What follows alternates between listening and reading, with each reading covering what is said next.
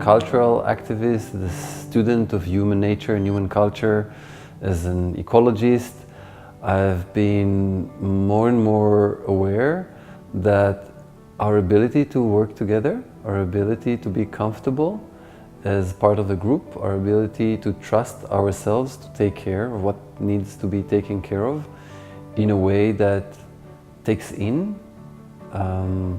many people's needs and many people's contribution is a key. So the art of collaboration, the art of participatory collaboration is a huge key for so many different things about the human situation, our psychological situation, our organizational culture, tackling the big problems of humanity, as well as the quality of life. Mostly, like a big part of understanding the problem came for me in 2011 when we had the big protests on the street in Israel, and it was like our version of the Occupy movement. Yeah, and I saw it there, how there was so much energy, so much will for change, and so much shared understanding of what needs to be changed and what could be a good possible solution, and so little capacity for taking all that energy and applying it in a synchronized way in one direction. So we didn't know how to do that, and it turned so fast into bickering and argument and competition and fight over position and power and influence.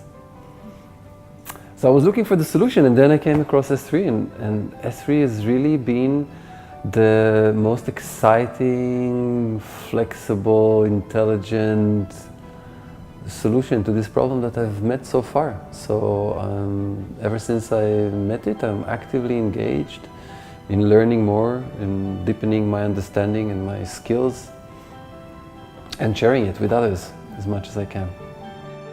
All the groups that I work with responded very positively. They all had really positive experiences. So what's really apparent is, even if it's like a one-time thing, if you come into a group, even if it's an impromptu group, a group that doesn't exist before, that forms for the learning experience, and even if it's just a one day, or even if it's just a 2 or 3 hour session, and you bring some subject and you process it with the tools, people get a positive experience. People say, wow, this actually works. This is better than what we tried before. And if there is more time, it's even more convincing. You get high quality results. You get better use of the time. You get to those results faster. And in the process, you also surface underlying issues in the group, interpersonal, emotional, between people, between individuals and the group, and you process them in a good way. So it's also a healing process at the same time. Just because there is an invitation to rebuild trust, that invites in all the mistrust and all the trust-destroying trauma that has been before, and people have to kind of like step over that and give it another chance. So that process is deep and meaningful. And all that happens, even in the short sessions.